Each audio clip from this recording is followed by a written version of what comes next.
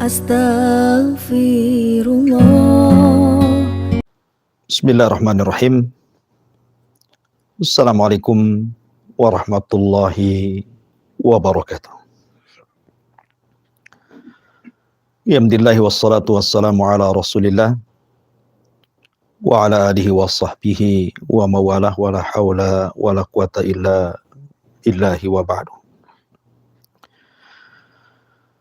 Qala Allahu azza wa jalla ya ayyuhalladzina amanu taqullaha haqqa tuqatih wa la tamutunna illa wa antum muslimun, amma ba'du. Ma'asyiral muslimin wal muslimat, para pendengar dan juga para pemirsa di manapun Anda berada. Alhamdulillah, di siang hari ini kita diperjumpakan oleh Allah Subhanahu wa taala lewat media yang sama-sama kita cintai. Sebagaimana Allah Subhanahu wa taala kumpulkan kita lewat media ini, semoga Allah juga kumpulkan kita kelak di surga Allah Jalla fi'ulah. Salawat dan salam kita hadiahkan kepada Rasul kita, Nabi besar Muhammad sallallahu alaihi wa ala alihi wasallam. Ma'asyiral muslimin yang dimuliakan Allah Subhanahu wa taala. Kita tahu bahwa asal penciptaan manusia dari tanah. Sebagaimana hadits yang sangat ma'ruf bahwa malaikat tercipta dari cahaya, kemudian jin tercipta dari ujung nyala api, dan manusia tercipta dari tanah. Jadi asal penciptaan kita dari tanah, Adam alaihi salatu wassalam. Dan kelak kita akan dikembalikan ke dalam tanah. Makanya kita lihat orang-orang yang meninggal dunia, maka mereka akan dikubur dan mereka akan dimasukkan ke liang lahat di dalam tanah. Akan tetapi ada peristiwa di zaman Nabi Shallallahu Alaihi Wasallam, orang-orang yang meninggal tanah tidak mau menerimanya, sehingga setiap kali orang ini dikubur, maka tanah akan melemparnya kembali ke permukaan. Kenapa? Dan dosa apa dia? Sehingga bumi menolak dan tidak mau menerima jasadnya. Ma'asyiral muslimin yang dimuliakan Allah Azza wa Jalla, ada dua kisah yang ingin saya kisahkan, mudah-mudahan jadi ibrah, pelajaran bagi kita. Kisah ini terdapat dalam Sahih Muslim dan juga terdapat dalam Sahih Bukhari dari Anas bin Malik, khadimu Rasulillah sallallahu alaihi wa ala alihi wasallam. Ma'asyiral muslimin yang dimuliakan Allah Azza wa Jalla, an Anas bin Malik qala kana minna rajulun min bani Najjar qad qara'a al-Baqarah wal Imran wa kana yaktubu li Rasulillah sallallahu alaihi wasallam. Ada seseorang di antara kami, kata Anas, yang tergolong dalam suku Bani Najjar, dan dia membaca surah Al-Baqarah dan surah Al-Imran, bahkan hafal kedua surat ini dari Nabi sallallahu alaihi wasallam, dan dia pun menjadi sekretaris wahyu Nabi sallallahu alaihi wa ala alihi wasallam. Kemudian fantalaqa hariban hatta lahiqa bi ahlil kitab. Kemudian dia melarikan diri dan menjadi pemberontak bagi Nabi sallallahu alaihi wasallam, kemudian bergabung dengan ahli kitab. Kemudian farafa'uhu qalu hadza qad kana yaktubu li Muhammadin sallallahu alaihi wasallam fa'ajabu bihi fama labisa an qasamallahu unuqahu fihim fahafaru lahu fawarauhu fa asbahatil ardu qad nabadathu ala wajhiha thumma adu fahafaru lahu fawarauhu fa asbahatil nabadathu ala wajhiha. Kemudian ketika dia bergabung menjadi pemberontak dan bergabung dengan ahli kitab, mereka memberikannya kedudukan sangat penting dan berkata, orang ini adalah orang yang biasa menyalin wahyu dari Muhammad dan mereka sangat senang dengannya. Maka berlalulah waktu sampai Allah membuat dia meninggal dunia. Mereka menggali kuburan, kemudian menguburkannya di dalamnya. Tetapi mereka terkejut karena bumi telah membuangnya ke permukaan. Kemudian mereka menggali kuburan cukup dalam kedua kalinya, tetapi bumi pun tetap mengembalikan dan membuang ke permukaan. Kemudian mereka pun para sahabatnya bahwa jangan-jangan Muhammad dan para sahabat kemudian menggali kuburan ini, mengambil jasadnya kemudian melempar ke permukaan. Akhirnya kemudian mereka menggali ketiga kalinya dan galiannya cukup dalam sekali, tetapi sekali lagi bumi menolaknya dan mengembalikan jasadnya ke permukaan. Akhirnya mereka tahu bahwa ini bukan perbuatan Muhammad dan para sahabatnya. Mereka pun kemudian fatarakuhu mambudhan. Akhirnya mereka membiarkan jasad itu tidak dikubur. Ma'asyiral muslimin yang dimuliakan Allah Azza wa Jalla. Ini kisah pertama. Jadi ada seorang laki-laki, dulunya seorang Nasrani, kemudian masuk Islam. Kemudian dia menghafal dua surat yang luar biasa, Al-Baqarah dan juga Al-Imran. Bukan hanya itu saja, karena dia pandai membaca dan menulis, maka dia pun menjadi sekretaris Nabi Sallallahu Alaihi Wasallam dan mencatat wahyu. Entah mengapa, tiba-tiba kemudian dia berbalik agama, kembali kepada agama semula. Dia pun menjadi Nasrani dan melakukan pemberontakan kepada Nabi dan para sahabat Nabi Sallallahu Alaihi Wasallam. Karena dia pernah menjadi orang penting, penulis wahyu bagi Nabi SAW, tentu dihormati oleh kawan-kawannya sesama ahli kitab.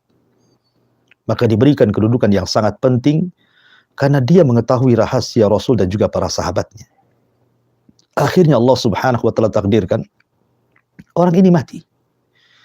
Dan Nabi SAW berdoa agar bumi menolak jasad ini. Dan kita tahu bahwa doa Nabi SAW pasti mustajab. Apalagi dulunya dia seorang penulis wahyu. Kemudian dia berdusta bahwa Muhammad itu tahu apa-apa. Dia tahu kecuali apa yang ia tulis saja. Dia tidak paham bahwa wahyu itu dihafal Rasul. Allah letakkan di dadanya. Tapi dia mengaku di hadapan ahli kitab bahwa Muhammad la yadri illa ma katabtu. Dia tidak tahu apa-apa kecuali apa yang aku tulis saja. Dusta atas nama Nabi Sallallahu Alaihi Wasallam. Akhirnya kemudian Allah Subhanahu wa taala takdirkan dia pun meregang nyawa. Dia pun meninggal dunia. Maka teman-teman sesama ahli kitab menguburkan jasadnya. Subhanallah. Bumi menolak jasadnya. Setiap dikubur, jasadnya akan dilempar ke permukaan oleh bumi. Setiap dikubur, jasadnya dilempar ke permukaan ke bumi. Akhirnya sesama ahli kitab menyangka bahwa jangan-jangan ini siasat Muhammad dan juga para sahabat. Sengaja malam-malam mereka menggali, kemudian mengambil jasadnya dan melempar ke permukaan. Akhirnya ketiga kalinya mereka menggali kuburan cukup dalam, supaya jangan sampai ada satupun yang mampu menggalinya. Akhirnya kemudian dibuatlah lubang yang sangat dalam sekali, kemudian dimasukkan jasad itu ke situ, kemudian mereka jaga, tengah malam tiba-tiba jasad itu sudah berada di atas bumi. Dan mereka mengetahui bahwa ini bukan perbuatan Rasul, bukan perbuatan sahabat Nabi Sallallahu Alaihi Wasallam, tetapi ini adalah balasan dari Allah Subhanahu wa taala, al-jaza min jinsil amal. Bahwa setiap balasan itu disesuaikan dengan amalannya. Karena dia pertama sudah murtad, yang kedua berdusta atas nama Nabi Sallallahu Alaihi Wasallam. Ini kisah yang pertama. Ma'asyiral muslimin yang dimuliakan Allah Subhanahu wa taala, kisah yang kedua, ketika Allah Subhanahu wa taala berfirman di dalam Al-Qur'anul Karim, di mana Allah Subhanahu wa taala mengatakan, "Aman." idza darabtum fi sabilillahi fatabayyanu wa la taqulu liman alqa ilaikumus salama lasta mu'mina tabtaghu aradal hayatid dunya fa indallahi maghanimu katsirah kadzalika kuntum min qablu famanallahu alaikum fatabayyanu innallaha kana bima ta'maluna khabira. Wahai orang-orang yang beriman, apabila kamu pergi berperang di jalan Allah, maka telitilah, carilah keterangan, dan janganlah kamu mengatakan kepada orang-orang yang mengucapkan salam kepadamu, kamu bukan seorang mukmin. Lalu kamu membunuhnya dengan maksud mencari harta benda kehidupan dunia, padahal di sisi Allah ada harta yang jauh lebih banyak dibandingkan yang lainnya. Begitu jugalah keadaan kamu dahulu, lalu Allah subhanahu wa ta'ala memberikan nikmat kepadamu. Dan Allah subhanahu wa ta'ala maha mengetahui apa yang kalian lakukan. Ma'asyiral muslimin yang dimuliakan Allah subhanahu wa ta'ala, ayat ini ada kisahnya. Dan Al-Imam Ahmad, Al-Imam Al-Baihaqi menyebutkan satu riwayat tentang asbab nuzul ayat ini. Dari Abdullah ibn Abi Hadrad radhiyallahu an, dia mengatakan, suatu ketika kami diutus oleh Nabi sallallahu alaihi wasallam dalam bentuk sariyah. Sariyah itu pasukan yang tidak diikuti Nabi sallallahu alaihi wasallam. Ketika itu Rasul memerintahkan beberapa orang untuk meneliti jalan, karena Rasul akan menyerang Mekah waktu itu dalam Fathu Mekah. Jadi Rasul meminta beberapa para sahabat untuk meneliti jalan. Kelak kalau pasukan itu berat, maka sudah jelas jalannya. Akhirnya kemudian berangkatlah sariyah ini sampai kepada tempat namanya Idham. Maka keluarlah beberapa kelompok dari kaum muslimin, di antaranya itu ada Abu Qatadah Al-Harith ibn Rib'i, kemudian ada Muhallim ibn Juthamah ibn Qais, dan yang lainnya. Lah, di antara sariyah itu ada namanya Al-Muhallib Al-Laythi. Al-Muhallib Al-Laythi. Muhallib Al-Laythi ini ikut dalam pasukan sariyah. Kemudian di perjalanan, ketika sampai di kabilah Idham, tiba-tiba kemudian lewat kepada seorang sahabat namanya Amir Al-Ashja'i radhiyallahu anhu yang sedang duduk-duduk bersama kambingnya. Lah rupanya Al-Muhallib Al-Laythi ini yang tergabung dalam sariyah pasukan yang diutus Rasul tanpa dipimpin Rasul, ada masalah pribadi dengan Amir Al-Ashja'i radhiyallahu anhu. Kemudian ketika rombongan ini lewat di Idham, kemudian berjumpa dengan Amir Al-Ashja'i. Amir Al-Ashja'i ini berusaha mengucapkan salam. Assalamualaikum. Tetapi Muhallib Al-Laythi dan juga rombongan yang ikut sariyah itu tidak menjawab salamnya siapa? Amir Al-Ashja'i ini. Karena tahu bahwa Muhallib Al-Laythi ada masalah dengan Amir Al-Ashja'i radhiyallahu anhu ini. Entah mengapa kemudian cekcoklah keduanya. Muhallib Al-Laythi ini dengan Amir Al-Ashja'i yang berakhir dengan pembunuhan. Muhallib Al-Laythi akhirnya membunuh Amir Al-Ashja'i. Bukan hanya itu saja, diambil untanya, kemudian diambil barang-barangnya. Kemudian mereka meneruskan tugasnya sampai akhirnya mereka pun pulang dan berjumpa dengan Nabi sallallahu alaihi wasallam. Rupanya Nabi sallallahu alaihi wasallam mengetahui peristiwa ini. Kemudian Nabi sallallahu alaihi wasallam menanyakan kepada Muhallib Al-Laythi, "Betulkah engkau membunuh Amir Al-Ashja'i?" Maka dia mengatakan, "Iya Rasul. Aku membunuhnya karena ini dan itu dan banyak alasan." Tapi Nabi SAW tahu bahwa Amir Al-Ashja'i dibunuh dengan cara zalim. Dia bukan karena ada masalah-masalah yang lain sehingga harus dibunuh. Sehingga Nabi SAW murka. Kemudian Nabi SAW sampai mengatakan, "Wallahi ma ghafarallahu lak." Demi Allah, Allah tidak akan mengampuni dosamu. Walaupun riwayat yang tambahan ini ada yang melemahkan para ulama. Akan tetapi kemudian Nabi SAW pun memanggil keluarga Amir al-Ashja'i, suruh damai. Apakah harus ada qisas? Karena bagaimanapun dalam Islam membunuh dibunuh, ataukah membayar diat. Akhirnya kemudian sepakat keluarga Amir al-Ashja'i minta bayar diat dengan membayar 100 ekor unta. Dikiranya setelah peristiwa diat ini, Nabi SAW tidak akan mempermasalahkan masalah ini. Sehingga Muhallib al-Aslami datang kepada Nabi SAW dan mengatakan, istaghfirli ya Rasulullah. Ya Rasulullah, aku minta ampun. Maafkan diriku. Maka Nabi SAW tetap murka dan mengatakan, idhab la ghafarallahu lak. Pergilah, Allah Subhanahu wa ta'ala tidak akan mengampuni dosamu. Ma'asyiral muslimin yang dimuliakan Allah Subhanahu wa ta'ala, Al-Imam At-Tabari rahimahullahu ta'ala ketika memberikan catatan kepada kisah ini, ketika menjelaskan Al-Quran An-Nisa ayat 94 yang tadi saya baca, beliau mengatakan bahwa Muhallim Al-Laythi ini Allah Subhanahu wa ta'ala wafatkan di zaman Nabi SAW karena dia sudah membunuh. Allah Subhanahu wa ta'ala hendak memberikan hukuman kepada dia. Sehingga akhirnya ketika dia dikubur, tiba-tiba bumi melempar jasadnya kembali. Dikubur lagi, ternyata jasadnya sudah di atas permukaan bumi. Dan begitu seterusnya. Akhirnya terpaksa, dia pun fa'ulkiya baina jabalaini, dilempar di antara dua gunung, kemudian dilempari dengan batu. Dan begitulah cara menguburkannya.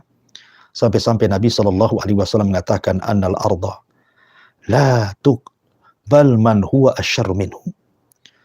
Annal arda la taqbal man huwa asyarru minhu. Sesungguhnya bumi itu tidak menerima manusia yang jauh lebih buruk dibandingkan Muhallim al-Laythi ini. Walakin Allah arada an yuriyakum ayah fi qatlil mu'min. Tapi Allah Subhanahu wa ta'ala hendak memperlihatkan kepada kita tanda-tanda kebesarannya, bahwa membunuh seorang mukmin ini bukan perkara ringan. Ini perkara besar. Sehingga Allah Subhanahu wa ta'ala ingin memberikan pelajaran bagaimana bumi menolak jasadnya Muhallim al-Laythi ini karena dia telah membunuh seorang mukmin, Amir al-Ashja'i radhiyallahu anhu. Walaupun sekali lagi sebagian para ulama mengatakan ada sebagian riwayatnya fihi nadhar, tetapi ada juga sebagian riwayat yang dihasankan dan disahihkan oleh sebagian para ulama. Akan tetapi yang ingin saya katakan sebagai nasihat dalam mukaddimah kajian di siang hari ini, di sini ada 3 poin yang harus Anda hindari. Pertama, jangan sampai murtad. Lihat bagaimana kisah yang pertama. Yang kedua, jangan berdusta atas nama Nabi SAW. Karena Nabi SAW mengatakan, man kadzaba alayya muta'ammidan falyatabawwa maq'adahu minan nar. Barang siapa yang sengaja seseorang berdusta atas nama Nabi SAW, silahkan tempat duduknya di neraka. Kemudian yang terakhir, ingat darah seorang mukmin, darah seorang muslim itu sangat-sangat berharga dalam Islam. Karena bagaimanapun darah seorang muslim lebih berharga dibandingkan dunia dan isinya. Kalau seandainya ada orang yang menghancurkan Ka'bah sekeping demi sekeping, jauh lebih berharga nyawa seorang mukmin daripada hancurnya Ka'bah yang kita tahu semuanya merupakan kiblat kaum muslimin. Wallahu a'lam bishawab. Ini yang saya sampaikan. Saya kembalikan kepada moderator, fal yatafaddal mashkura. Jazakallah khair Ustaz atas nasihat yang disampaikan di awal ATKJ ini. Semoga menjadi pelajaran berharga bagi kita semuanya. Perhatian pemirsa kaum muslimin dan muslimat dimanapun Anda berada di seluruh dunia. Disilakan untuk Anda yang ingin bertanya, Anda bisa mengirimkan pertanyaan Anda ke 081 901 010106. Baik Ustaz, saya bacakan pertanyaan pertama yang sudah masuk Ustaz. Dari Nur Raden di Tanjung Uban. Assalamualaikum Ustaz. Waalaikumsalam warahmatullahi wabarakatuh. Membaca Al-Quran tetapi tidak paham panjang pendek huruf, apakah tetap mendapatkan kebaikan Ustaz? Iya, alhamdulillah. Apakah membaca Quran tanpa memperhatikan panjang pendeknya masih berpahala? Begitu pertanyaannya. kita katakan bahwa panjang pendek dalam membaca Quran itu berkaitan dengan ilmu tajwid. Dan hukum ilmu tajwid sendiri adalah mustahab, sunnah bagi orang yang mampu mempelajarinya dan Allah mudahkan untuk mempelajarinya. Tetapi walaupun demikian, karena ini perkara sunnah tentu berpahala, maka saya anjurkan, walaupun Anda sekarang belum fasih membaca Quran, belum teliti panjang pendeknya, teruslah belajar. Karena Nabi SAW membedakan antara orang yang mahir membaca Quran, yang mampu membaca dengan tahsin dan tajwidnya, dengan orang yang mungkin bacaannya masih tertatih-tatih, masih belajar panjang pendeknya, makhrajnya dan begitu seterusnya. Nabi SAW bersabda, "Al-mahiru bil Quran ma'a safaratil kiramil barara, walladhi yatata'ta'u fihi kana lahu ajran." Kata Nabi SAW, orang yang mahir membaca Quran, baik tajwidnya, baik tahsinnya, makharijul hurufnya bagus, maka mereka bersama para malaikat yang safar ke sana kemari dalam rangka mencari kebaikan, mendoakan kebaikan, mendoakan ampun dari dosa-dosa kita. Tetapi orang-orang yang yata'ta mungkin kurang bagus panjang pendeknya, masih belajar, ya, tetap dia dapat 2 pahala. Tentunya pahala karena kesungguhannya dan pahala karena bacaannya. Oleh karena itulah maka teruslah belajar, karena Nabi yang mengatakan khairukum man ta'allamal Qur'an wa 'allamahu, sebaik-baik kalian adalah orang yang belajar Quran dan mengajarkan Al-Quran. Wallahu a'lam. Syukran Ustaz atas penjelasannya. Demikian untuk penanya. Semoga bermanfaat apa yang sudah dijelaskan oleh Ustaz. Demikian juga untuk pendengar dan pemirsa yang lainnya. Baik, pertanyaan berikut datang dari Supriyadi di Tiban. Assalamualaikum Ustaz. Waalaikumsalam warahmatullahi wabarakatuh. Izin tanya Ustaz, jika kita lupa sholat Isya dan baru ingat siang besoknya, apakah boleh kita sholat ketika ingat Ustaz? Iya, barang siapa yang lupa, kemudian tertidur, kemudian lewat dia beberapa sholat, apa yang harus dilakukan? Apakah kemudian sholatnya gugur, ataukah dia sholat ketika ingat? Ada sebuah hadis yang masyhur di kalangan ahli fikih. Nabi SAW mengatakan, idza nama ahadukum an salatin aw nasiyaha falyusalli idza dzakaraha. Kata Nabi SAW, barang siapa yang tertidur atau lupa sehingga dia meninggalkan beberapa waktu salat, maka hendaklah dia salat ketika ingatnya. Ketika ingatnya. Maka tidak ada kafarah, kata Rasulullah, kafaratalah ila dzalik. Tidak ada kafarah kecuali itu. Artinya ketika Anda tertidur umpamanya malam, kemudian bablas subuh gitu ya. Kemudian Anda bangun jam duha, berarti Anda lewat subuh gitu ya. Maka Anda langsung salat subuh.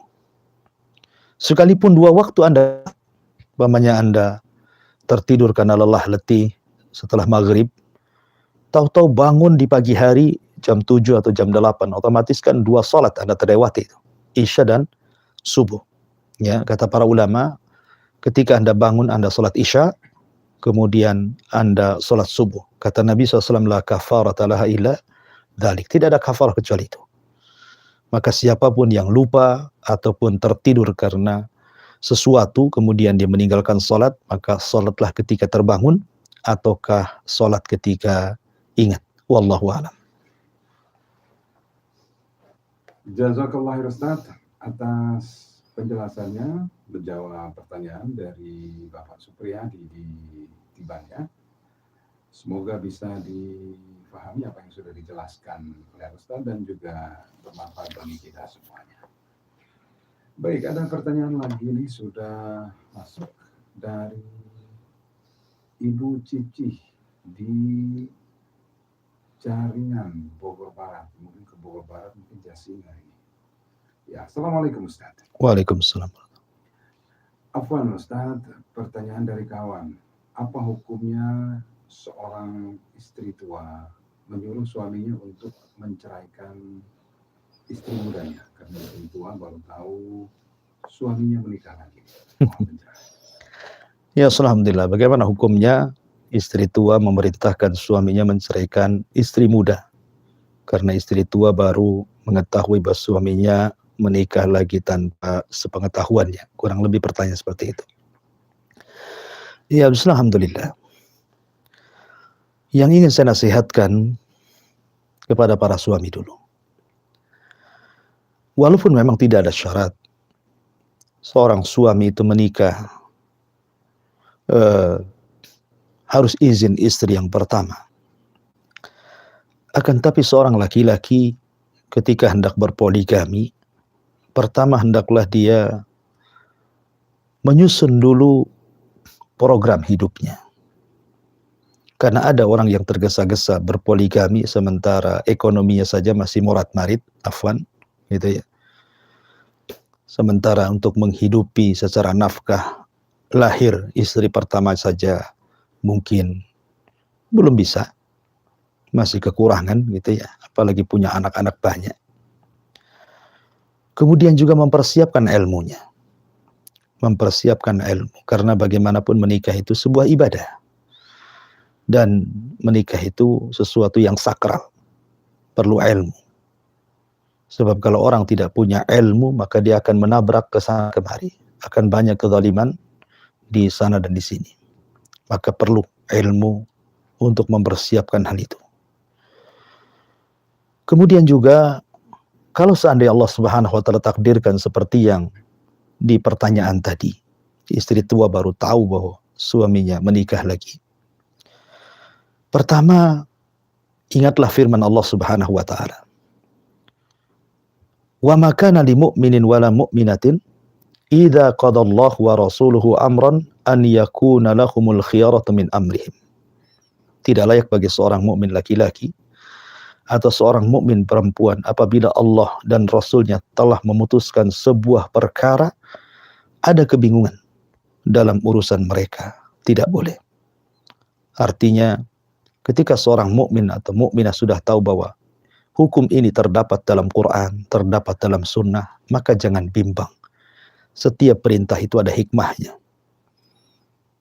Termasuk juga berpoligami. Dalam Islam ada. Allah mengatakan, fankihu al-ayyama minkum was-salihuna min ibadikum. Kemudian Allah Subhanahu wa Ta'ala mengatakan, mathna wa thulatha wa ruba fa in khiftum alla ta'dilu fawahidatan aw ma malakat aymanukum. Artinya bahwa ayat poligami ada dalam Quran. Dan perbuatan Nabi SAW juga demikian. Beliau memiliki istri 11, walaupun umatnya dibatasi dengan 4 saja. Artinya kita harus paham bahwa poligami ini hukum Islam. Ya, tidak boleh seseorang itu menolak. Ya. Kemudian yang kedua, seorang istri kalau sudah seperti itu maka serahkan kepada Allah Subhanahu wa Ta'ala. Tidak boleh Anda meminta suami menceraikan istri keduanya, karena ini sudah takdir. Allah sudah takdirkan suami Anda menikah lagi. Doakan terbaik. Apalagi kalau suami Anda ini secara finansial, secara harta bisa, ya kan? Secara kemampuan dia bisa berpoligami, membagi nafkahnya gitu ya. Apalagi kemudian ada perkara-perkara lain seperti umpamanya suami Anda ini besar syahwatnya yang Anda tidak bisa memberikan kebutuhannya, dikhawatirkan dia berzina umpamanya kan itu. Atau mungkin perkara lain Anda tidak punya anak, biar suami punya anak, punya keturunan. Karena bagaimanapun salah satu daripada hikmah pernikahan adalah memperbanyak keturunan. Atau alasan yang lain gitu ya. Kalau memang ada sisi-sisi suami sudah sanggup, maka terimalah. Doakan terbaik. Ya, karena itu sudah takdir Allah Subhanahu wa Ta'ala. Anda tidak boleh memerintahkan untuk menceraikannya. Ya. Tetapi kalau seandainya umpamanya nih, Anda ini anak banyak, kemudian ekonomi juga morat-marit gitu ya, untuk menghidupi Anda dan anak-anak saja pontang-panting ke sana kemari gitu ya. Tiba-tiba kemudian suami menikah lagi, ya. Maka tidak mengapa kalau seandainya Anda ngomong sama suami gitu, kondisi kita aja seperti ini, kemudian engkau menikah lagi, apa tidak memadaratkan? Ya, memadaratkan kami dan keluarga gitu ya. Tapi kalau seandainya Anda menghadapi dengan pasrah, itu lebih baik. Berdoalah terbaik untuk suami, nasihati suami gitu ya. Kalau memang itu sudah terjadi, apalah yang harus dikatakan, karena sudah terjadi ini takdir Allah Subhanahu wa ta'ala. Insyaallah di balik ini semua ada hikmah dan kebaikan. Wallahu a'lam bishawab. Syukran Ustaz atas penjelasannya. Demikian untuk penanya di Bogor Barat ya. Semoga bermanfaat apa yang sudah dijelaskan oleh Ustaz. Baik, pertanyaan yang berikut datang dari Ibu Dena. Assalamualaikum Ustaz. Waalaikumsalam. Ustaz, bagaimana bertobat dari sumpah? Ada sahabat Ana mengeluh suatu ketika dia marah kepada menantunya. Dia berkata kepada menantunya dan anaknya tidak akan bisa punya anak. Takdir Allah sampai hari ini sudah lebih dari 6 tahun belum punya anak juga. Bagaimana cara dia bertobat dari kata-kata seperti itu, Ustaz? Mohon pencerahan. Ya, alhamdulillah. Adapun kafarah sumpah sendiri sebenarnya dalam Al-Quran sudah jelas. Allah mengatakan la yu'akhidukumullahu billagwi fi aimanikum walakin yu'akhidukum bima aqadtumul aiman fakaffaratuhu it'am asyrati miskin min awsati ma tut'imuna ahlikum aw kiswatuhum aw tahriru raqabatin faman lam yajid fasiyamu thalathati ayyam. Artinya bahwa ayat tentang kafarah sumpah jelas. Seseorang memberikan makanan atau memberikan pakaian kepada 10 fakir miskin, ya kan? Atau kalau memang seseorang sanggup memerdekakan budak, ya memerdekakan budak gitu ya. Tapi mungkin perbudakan di zaman sekarang mungkin agak sulit gitu ya. Tetapi memberi makan atau memberikan pakaian kepada 10 fakir miskin kan memungkinkan. Kalau tidak sanggup maka berpuasa 3 hari berturut-turut seperti itu. Tetapi apakah kemudian kasus yang tadi Anda sampaikan kepada kami tentang Anda mengutuk saudaranya gitu ya? Saudaranya betul? Iya, mengutuk menantunya gitu, berarti anaknya sendiri ya. Orang tua mengutuk anaknya sendiri sebenarnya. Menantunya kan bagian daripada anaknya gitu ya. Karena marahnya orang tua, akhirnya kemudian dikutuk anaknya dengan sumpah serapah gitu, bahwa kau tidak akan punya anak gitu ya. Pertama, Anda bertobat kepada Allah Azza wa Jalla. Orang tua tidak boleh mengeluarkan kata-kata yang tidak baik untuk anaknya. Karena bagaimanapun terkadang menjadi doa. Apabila Anda kemudian mengucapkan kalimat buruk kepada anak Anda diaminkan para malaikat, apa yang terjadi? Ya, dan sekarang Anda sudah menyesal. Ternyata sumpah serapah Anda ini rupanya menjadi sebuah kenyataan. Sudah 6 tahun anak Anda tidak punya anak gara-gara Anda mengutuk seperti itu. Maka nasihat saya pertama bertobat kepada Allah Subhanahu wa ta'ala. Kemudian cabutlah sumpah serapah itu dengan cara memberi makan 10 fakir miskin atau memberikan pakaian terbaik kepada mereka atau puasa 3 hari berturut-turut, itu sebagai kafarah sumpahnya gitu ya. Kemudian berbaik sangkalah dengan anak. Hubungan baik kembali rapatkan dengan anak. Karena tentu Anda mengatakan seperti itu kan karena kemarahan orang tua kepada anak. Dan bagi anak-anak tentu harus hati-hati muamalah dengan orang tua. Karena bagaimanapun muamalah dengan orang tua kalau tidak hati-hati, orang tua itu bisa mengucapkan kata-kata kasar, buruk yang menjadikan doa keburukan bagi anaknya. Intinya bahwa cobalah hubungan baik direkatkan kembali antara orang tua dan anak atau anak dengan orang tua, saling memaafkan. Ya, kemudian berdoalah kepada Allah Subhanahu wa ta'ala agar Allah memberikan keturunan kepada Anda semuanya, dan tidak ada yang mustahil bagi Allah Azza wa Jalla. Kalau Allah mentakdirkan, pasti Allah akan berikan keturunan. Kalau belum, maka bersabarlah, karena bagaimanapun orang yang tidak punya anak terkadang Allah sedang uji. Tapi berapa banyak orang yang bertahun tidak punya anak, tiba-tiba kemudian Allah berikan keturunan. Dan itu juga ada sejarahnya, seperti Nabi Ibrahim sudah lama menikah, ya sudah tua pun, tapi dengan doa yang tidak berhenti akhirnya kemudian punya anak. Kemudian Nabi Zakaria dengan doa yang tidak berhenti terus meminta kepada Allah Azza wa Jalla, akhirnya juga punya keturunan. Maka berdoalah kepada Allah Subhanahu wa Ta'ala dan jaga lisan, jangan sampai kemudian mudah mengucapkan sumpah serapah. Wallahu a'lam. Syukur Ustaz atas penjelasannya. Baik Ustaz, ada pertanyaan lagi yang masuk dari Bapak Ishak di Singapura, Ustaz. Assalamualaikum Ustaz. Waalaikumsalam. Semoga Allah senantiasa memberikan hidayah dan taufik kepada antum semua. Amin. Ana Ishak dari Singapura, soalan Ana, apakah jika hamba Allah itu berdosa dan kembali bertaubat berkali-kali, adakah Allah tidak membenarkan hambanya itu karena tidak istiqomah, Ustaz? Mohon pencerahannya. Iya, alhamdulillah. Alhamdulillah, rahmat Allah Subhanahu wa Ta'ala kepada hamba yang berdosa kemudian melakukan dosa lagi, bertobat, melakukan dosa lagi, bertobat, dan begitu seterusnya. Allah tidak pernah menutup pintu tobatnya. Allah tidak pernah menutup pintu tobatnya.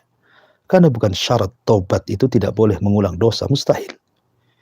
Manusia tidak mungkin mengulang dosa. Tidak mengulang dosa yang sama, dia akan mengulang dosa yang lain. Itulah sifat manusia. Karena dalam badan kita itu ada sesuatu yang wajib bermaksiat.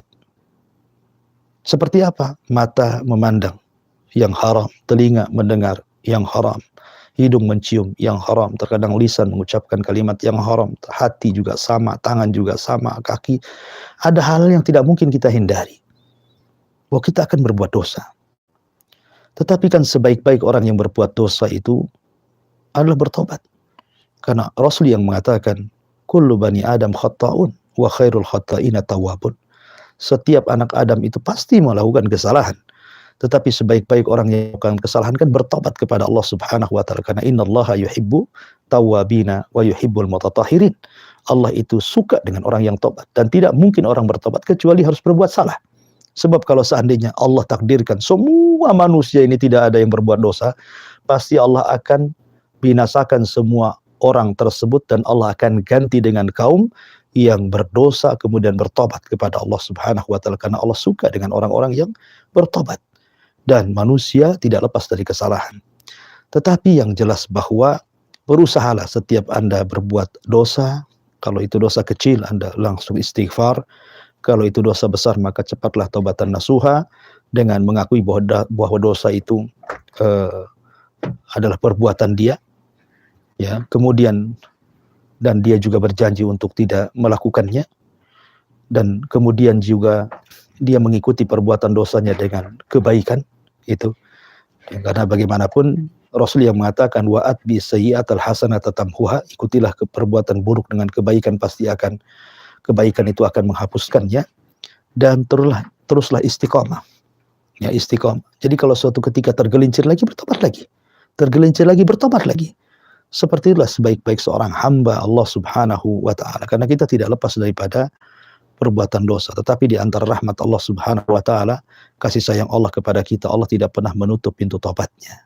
Wallahu a'lam.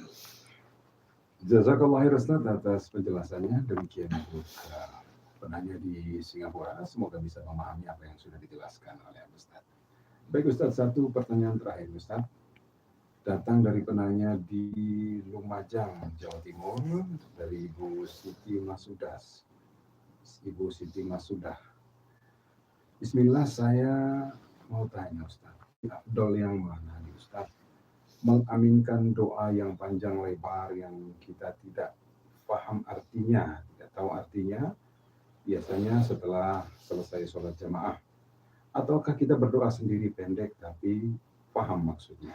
Demikian Ustaz, jazakumullahu khairan. Ya, alhamdulillah. Doa itu ada dua. Pertama, doa yang disebut dengan doa ibadah. Doa ibadah itu maksudnya doa rutinitas. Anda masuk kamar mandi, berdoa. Anda keluar kamar mandi, berdoa. Anda sebelum tidur berdoa. Setelah tidur, berdoa, setelah azan berdoa, setelah sholat wajib berdoa. Itu namanya doa rutinitas yang dibaca itu saja. Ya, itu saja. Habis sholat itu juga yang dibaca. Sebelum tidur itu juga yang dibaca. Ya, doa sebelum makan itu juga. Sesuatu yang rutin dibaca maka disebut doa ibadah. Ya, doa rutinitas namanya kan, itu yang dibaca. Yang kedua ada doa masalah. Doa masalah ini doa kalau Anda ada masalah dengan keluarga, ekonomi, tetangga, anak-anak, orang tua, masalah dunia ya yang Anda hadapi gitu ya. Maka barulah Anda angkat kedua tangan, berdoa kepada Allah Subhanahu wa taala, kemudian meminta kepada Allah Azza wa Jalla agar diselesaikan urusannya. Ingat, Allah yang mendatangkan masalah, Allah yang akan menghilangkan masalah. Jangan meminta menghilangkan masalah kepada selain Allah. Karena yang membuat masalah itu Allah. Idza sa'alta fas'alillah. Kalau minta langsung kepada Allah. Wa idza sta'anta fasta'in billah. Kalau minta pertolongan, mintalah pertolongan kepada Allah Azza wa Jalla. Karena kita harus yakin Allah yang membuat masalah, Allah juga yang akan mengangkatnya. Karena Allah ketika mengirim sebuah masalah dalam bentuk musibah kepada kita, itu macam-macam. Terkadang Allah hendak mengangkat derajat kita, terkadang Allah hendak menguji kita, terkadang Allah Subhanahu wa taala hendak mengadab kita, wallahu a'lam. Ya, mana satu, tetapi yang jelas bahwa setiap permasalahan itu pasti ada rentetan dengan ujian dari Allah Subhanahu wa taala, dan mintalah supaya Allah menyegerakan mengangkat masalah yang ada pada diri kita. Jadi kita lihat doa mana yang Anda maksud. Kalau Anda maksud adalah doa ibadah gitu kan, ya memang walaupun panjang harus dibaca, walaupun Anda tidak paham artinya pun harus dibaca. Ya, seseorang yang tidak paham artinya, seumpamanya habis sholat wajib kan di situ ada doa setelah sholat wajib. Anda tidak paham, tetap harus dibaca gitu walaupun tidak paham.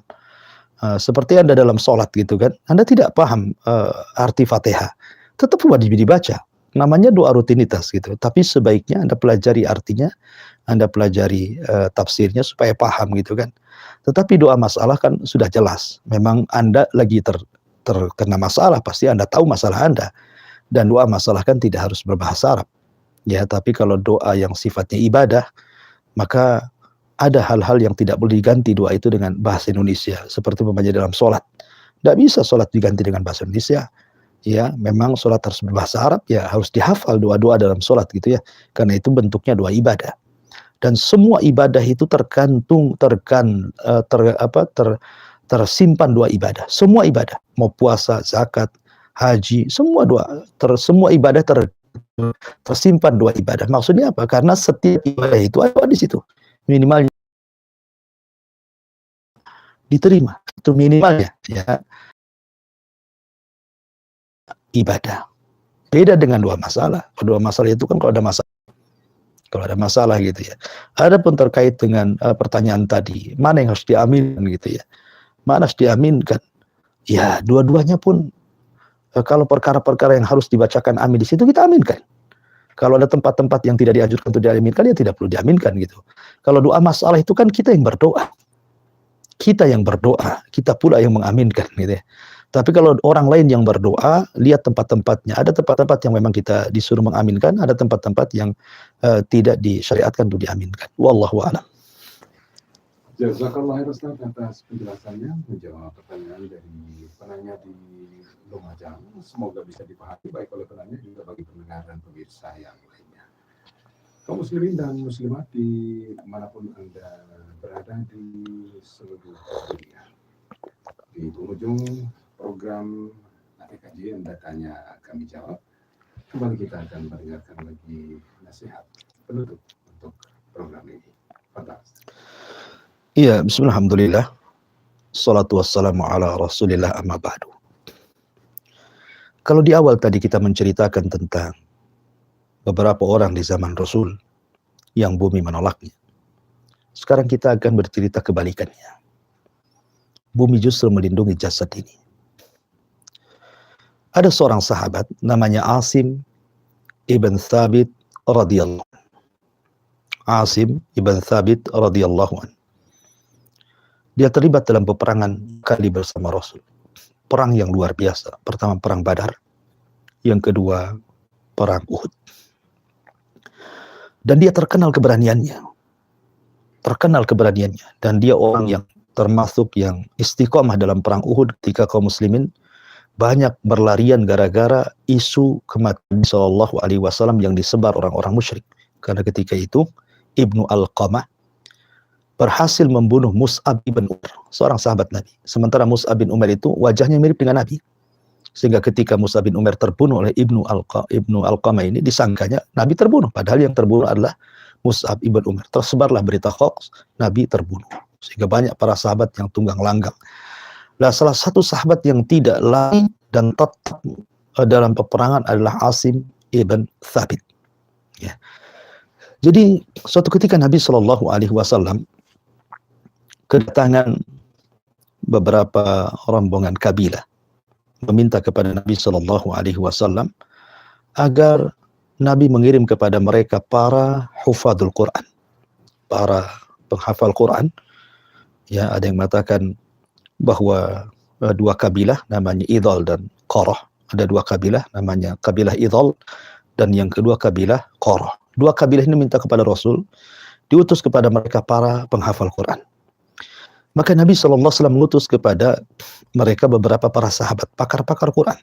Di antaranya Marsad ibn Abi Marsab, kemudian Hamzah ibn Abdul Muttalib, kemudian di antaranya adalah Asim ibn Thabit yang kita akan kisahkan. Ini di antara sahabat-sahabat yang dikirim Nabi SAW. Ada yang mengatakan 10 orang yang dikirim itu, tetapi Allah takdirkan semua dibunuh, dikhianati. Jadi sahabat-sahabat ini dikhianati.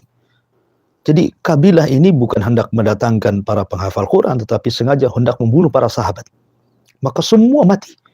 Termasuk Khubayb ibn Adi yang kisahnya sangat ma'rufun, selamat tetapi kemudian tertangkap dan dijual, akhirnya dibunuh juga. Lah, salah satunya ada seorang wanita yang dendam dengan Asim ibn Thabit ini, gara-gara Asim ibn Thabit ini banyak membunuh keluarganya di perang Uhud. Dan wanita jahat ini mengatakan kepada kabilah yang menangkap Asim ibn Thabit dan membunuhnya, aku beli jasadnya, aku akan mutilasi dia. Aku akan beli jasadnya, aku akan mutilasi karena aku dendam dia kepada dia karena sudah membunuh banyak keluargaku, katanya. Subhanallah. Maka orang-orang ini mengatakan jasadnya ada di kebun, di hutan. Ketika hendak diambil jasadnya, tiba-tiba tawon datang dari mana-mana, lebah datang dari mana-mana, mengerubungi jasad Asim bin Thabit ini, sehingga mereka tidak berani mengambilnya, dekat pun tidak berani.